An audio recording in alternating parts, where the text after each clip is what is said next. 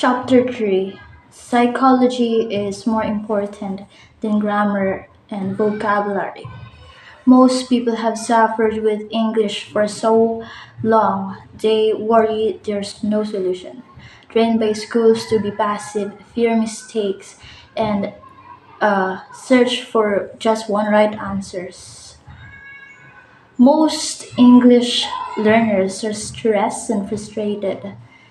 Some feel nearly hopeless. They've spent years in English classrooms memorizing grammar rules and vocabulary lists and studying for exams such as TOEFL, IELTS, and TOEIC. Despite all this work and effort, most English learners are frustrated. Many struggle with even simple conversations and feel nervous anytime they must speak English. They've memorized countless grammar rules, yet even simple conversation feel difficult. Likewise, despite years of study, most learners still cannot understand American TV or movies.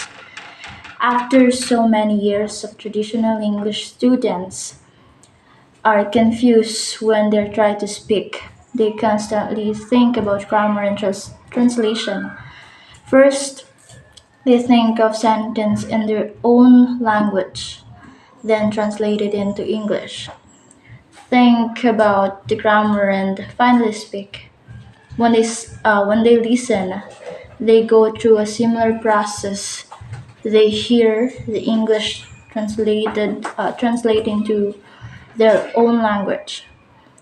Think of a response in their language. Translate their response into English, and then think about the grammar to be sure their response is correct. No wonder their speech is so slow and unnatural. No wonder English feels stressful and difficult. Real conversations are fast, and it's nearly impossible to do all of this thinking fast enough, especially when talking to a native speaker. If you think about translations and grammar during a real conversation, you will quickly become lost instead of listening carefully to the person. You'll be translating your own responses and trying to remember grammar. Your speech will be hesitant. Often the other person will become frustrated by your lack of understanding. Of course, if you see the other person is losing patience, you will usually become even more nervous. It's terrible downwards spiral that most English learners know too well. There is a solution. There is a way to escape the hidden curriculum. There is a road to English fluency, and you can travel on it. You can speak English powerfully.